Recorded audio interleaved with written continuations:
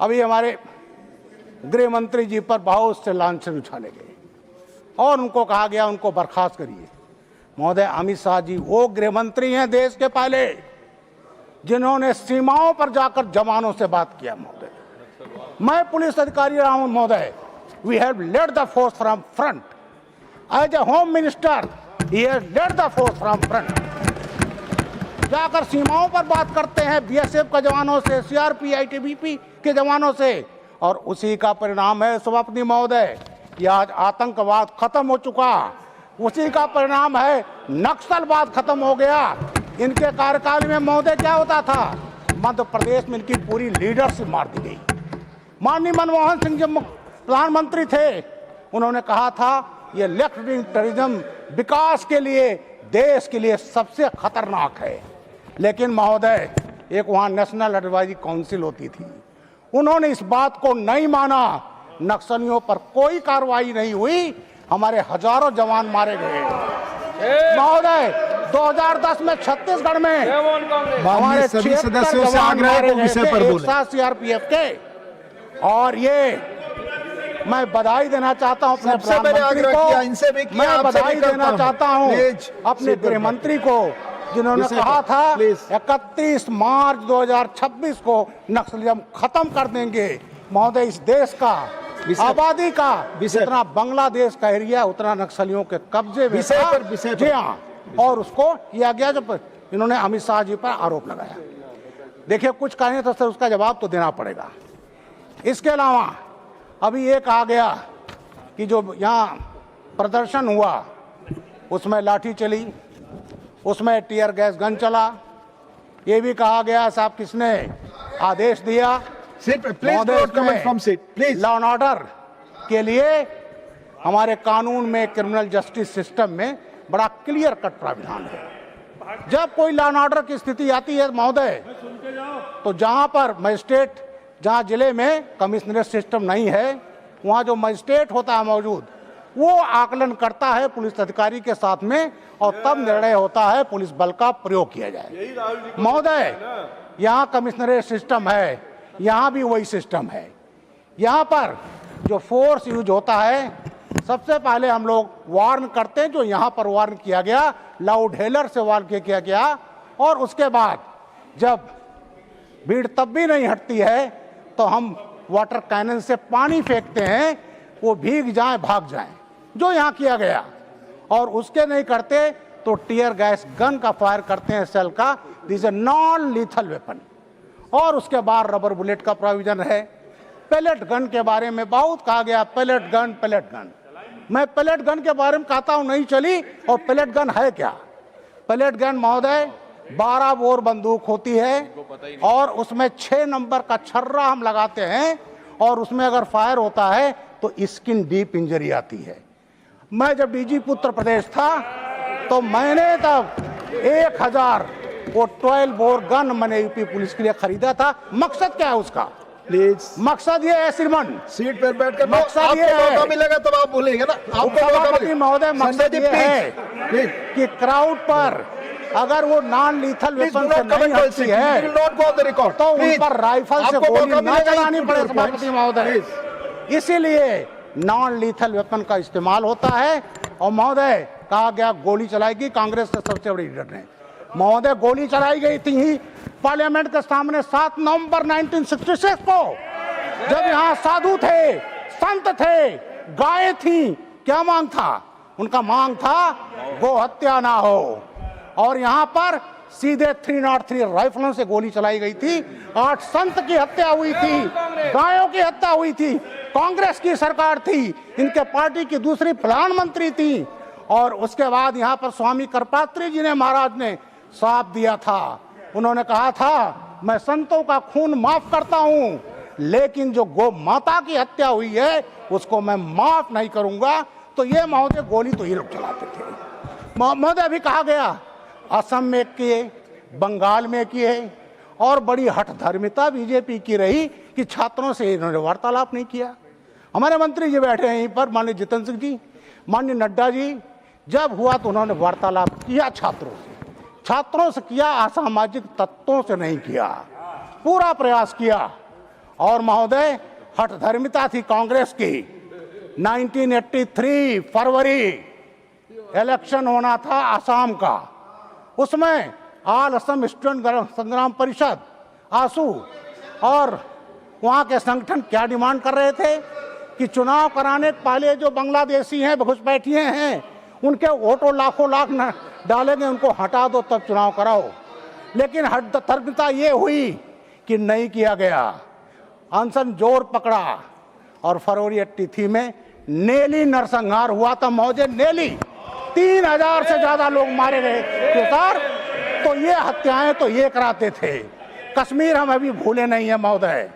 ये लोग कह रहे हैं कि साहब आपने कुछ नहीं किया, अरे आप ही की सरकार थी, हजारों लाखों पंडित भगा दिए गए और वहां धर्मग्रंथों से धर्म स्थलों से ऐलान होता था हिंदुओं चले जाओ, और क्या क्या मैं उसको यहाँ पर अपना उसको कह करके मैं अपने को कष्ट नहीं देना चाहता, और तब ये लोग चुप थे।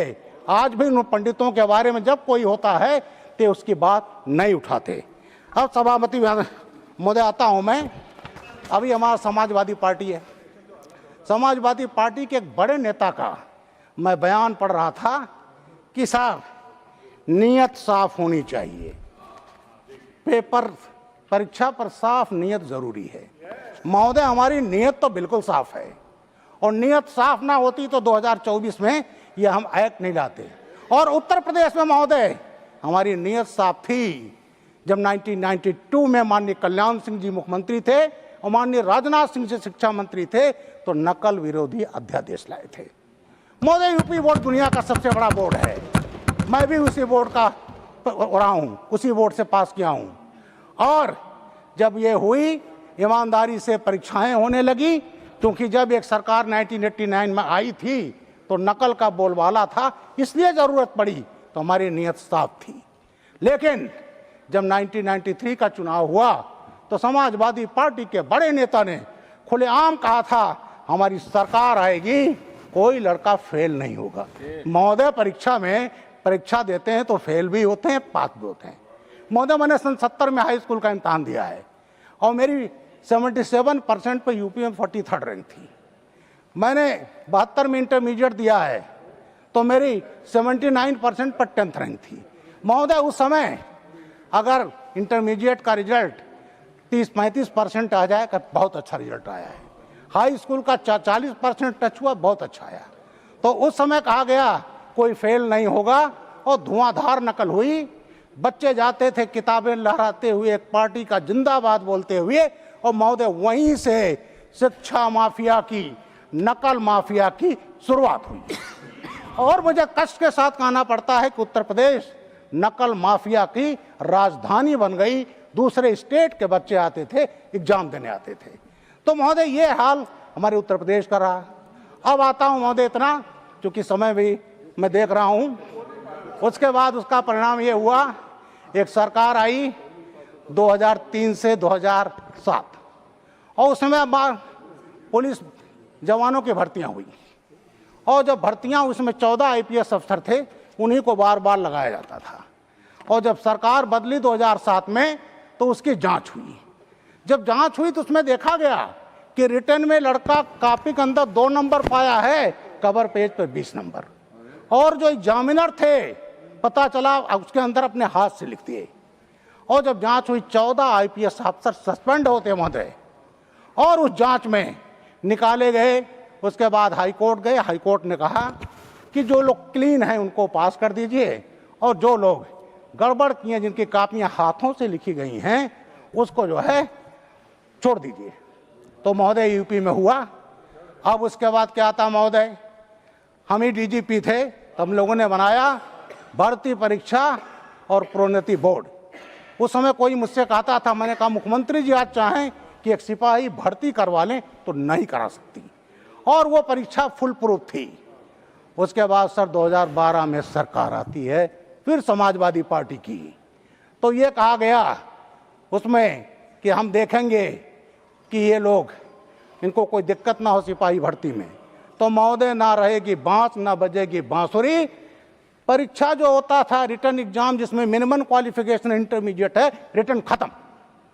रिटर्न खत्म कर दिया गया और केवल जो कुछ फिजिकल होता है, गेंद फेंका 20 फीट लिख दिया 60 फीट, और वो किया गया और वो करके लिखित परीक्षा ही खत्म कर दिया गया।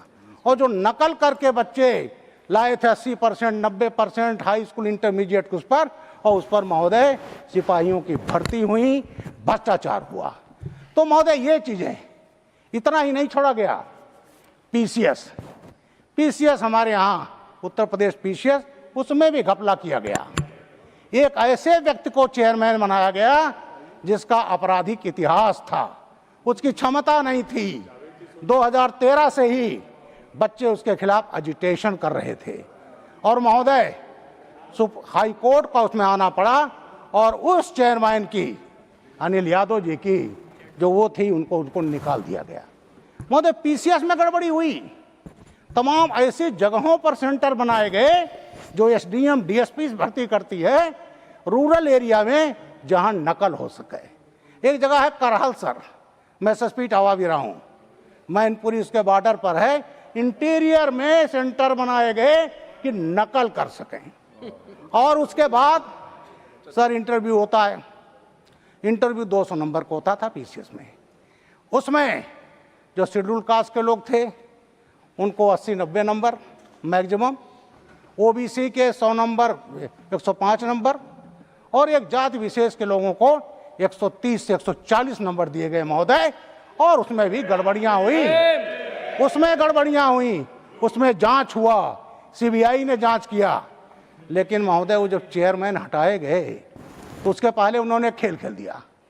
उन्होंने आदेश किया कि 6 महीने से जो ज़्यादा रिकॉर्ड है उसको डिस्ट्रॉय कर दिया जाए, वीड आउट कर दिया जाए। जब सीबीआई जांच करने गई तो रिकॉर्ड ही नहीं मिला महोदय। तो ये पार्टी ऐसी रही जहां नकल को इंस्टीट्यूशनलाइज किया गया, संस्थागत रूप दिया गया। और आज कहा जाता है कि साहब परीक्षा पर नियत साफ होनी चाहिए।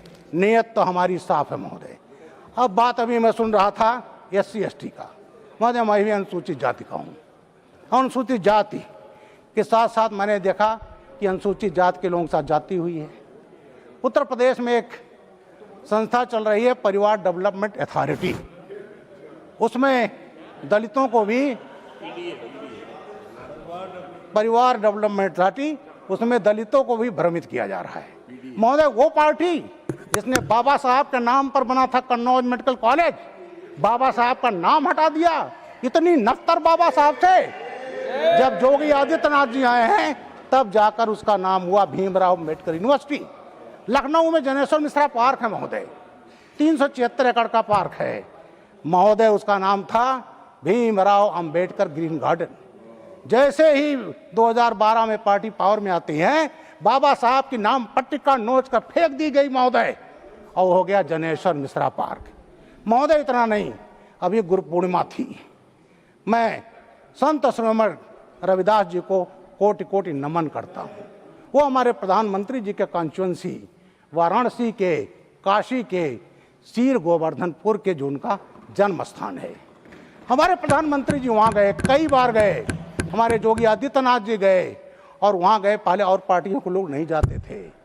और एक जिला है महोदय बनारस का, भदोही जिले का शिक्षा जुड़ा महोदय इसमें, और भदोही का नाम था पॉइंट ऑफ ऑर्डर पे संत रविदास नगर। ऑर्डर पे है मिस्टर मनोज झा, प्लीज। हाँ Manoj ji, please rule, point of order rule. Thank you so much. Under Rule 110, that pertains to a scope of debate. पूरा देश देख रहा होगा। माननीय Manoj ji, chairman has made clear for संजीदगी कहा, honourable chairman has made clear for, this is applicable to all. Please take your seat. जो जिन्होंने please take your seat. You continue जी महोदय। प्लीज। तो आज माननीय सदस्य को प्लीज, माननीय सदस्य डिबेट आरंभ होने के पहले ही माननीय चेयरमैन ने इन सारी चीजों के बारे में आपको बता दिया। वो आप सबके लिए एप्लीकेबल है, आप सबके लिए एप्लीकेबल है। प्लीज। भदोही का नाम दो रखा संत रविदास नगर, दलितों का सम्मान महोदय। जो उत्तर प्रदेश में भर्तियां हुई हैं, 9 लाख भर्तियां हुई हैं, कोई जांच नहीं, क्लियर और बिल्कुल ईमानदारी से हो रही है। पुलिस में 2,38,000 भर्तियां हुई हैं महोदय, और उसमें महिलाओं की भागीदारी करीब 40 लाख है। और योगी आदित्यनाथ जी ने 3 महिला बटालियन बनाई। महोदय, पीएससी प्रोविंशियल आर्म्ड कॉन्स्टेबलरी देश की सबसे बड़ी पार्लियामेंट्री फोर्स है स्टेट की, मैं भी उसका डीजी भी रहा हूँ। और उसमें क्या बटालियन बनी गई है? अवंतीबाई लोधी बैकवर्ड, उदा देवी पासी 1857 की वीरांगना, उनके नाम पर बटालियन, और झलकारी बाई कोरी, उनकी बटालियन बनाई गई है। महिलाओं की जो पहली बार ये हुआ है बटालियन बनाई गई और उसको सम्मान किया गया। तो महोदय, इस तरह से अब ये बात आई शिक्षा की। महोदय, मैं ST/ST कमीशन का चेयरमैन रहा हूँ यूपी का।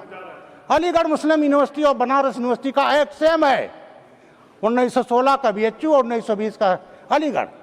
लेकिन आज अलीगढ़ मुस्लिम यूनिवर्सिटी दलितों को रिजर्वेशन नहीं देती है, जामिया मिलिया नहीं देती है। क्यों नहीं देते? सेंट्रल यूनिवर्सिटी है, भारत सरकार का, हमारे सबका जो टैक्स का पैसे चलता है। लेकिन दलितों को हमारे कांग्रेसी भाई नहीं बोलेंगे उस पर, समाजवादी नहीं बोलेंगे कि दलितों को क्यों नहीं दिया गया। अगर दलितों को दिया गया होता तो आज हमारे हजारों इंजीनियर डॉक्टर ये होते, जो इन्होंने वंचित कर दिया। और हमारे कांग्रेसी भाई इतने दिनों तक रहे, आजादी के बाद इनके जितने मिनिस्टर्स हुए, एजुकेशन मिनिस्टर हुए, चाहे वो मौलाना अबुल कलाम आजाद हों, चाहे वो नूरुल हसन साहब का हों, चाहे हुमायूं कबीर हों, किसी ने ध्यान नहीं दिया। और सुप्रीम कोर्ट ने एक निर्णय दिया था 1968 में कि आप धर्म के नाम पर, जाति के नाम पर नहीं कर सकते। सर, सुप्रीम कोर्ट का निर्णय भी नहीं माना गया, उस पर ये नहीं बोलेंगे कि दलितों को रिजर्वेशन को क्यों नहीं दिया। थैंक यू, बहुत बहुत धन्यवाद सब। हाँ, एक चीज और बोलना चाहता हूँ सर। अभी एक संजीव मुखिया का नाम बताया गया। थैंक यू महोदय, ऐसा है इन्वेस्टिगेशन में जब हम करते हैं तमाम देखेंगे नामजद होते हैं, नामजद होने से कोई मुलजिम नहीं हो जाता। जब इन्वेस्टिगेशन होता है थारो तो उसमें तय होता है कौन मुलजिम है कौन नहीं। अब तक फाइनली चार्जशीट लगती, जहां मुखिया की बात है उसको उठाया गया, जांच किया गया, लेकिन CBI को उस नीट की परीक्षा में असंलिप्तता नहीं। लेकिन बिहार के और केस में था, वो जेल में था, जेल में गया, वो भुगत रहा है। लेकिन इस चीज को बताया गया कि साहब छोड़ दिया गया, ये फर्जी नैरेटिव है। तो ये कांग्रेस पार्टी ये सब तो फर्जी नैरेटिव गढ़ने के माहिर है। सभापति, बहुत बहुत धन्यवाद, बहुत बहुत धन्यवाद। Your point of order rule Yes, rule under 240. 240 There is a sir. I made clear, yes. No. There is a limit to everything. There is a limit to everything. This forum cannot be. I mean, election speech. No, one cannot make an election speech here. This is exclusively out of the माननीय subject. सदस्य, सभी पक्षों को इसका ध्यान रखना है। Honourable chairman No, has sir. made it clear. This will not go No, on. Please. this is irrelevant. Irrelevant. Shrimati Sagarika Ghosh ji, nothing. Please. Please. नहीं, please. अच्छा, Thank you, sir. please. 1 minute, Sagarika ji. So please pause my time. या क्योंकि So please- जब कोई rule point of order उठाते हैं तो आप नॉर्मली समझ देते हैं। अभी संतोष जी ने भी पॉइंट ऑफ ऑर्डर का जिक्र किया। पॉइंट ऑफ ऑर्डर तो आप देते हैं, मगर अगर वो पॉइंट ही नहीं है तो फिर ऑर्डर कैसे होगा? ये प्रोफेसर साहब ने जो उठाया उस समय उठाना चाहिए था जब खरगे जी बिल से बाहर पूरा भाषण दे रहे थे, तब आप ये पॉइंट ऑफ ऑर्डर उठाना चाहिए था। ये तो जवाब दे रहे थे। आप इसलिए रूल का दुरुपयोग मत कीजिए। Thank you. Sagarika ji, no. Pause Only my Sagarika time. Ji. Please pause my time. Speak. Sagarika ji. Please restart my time.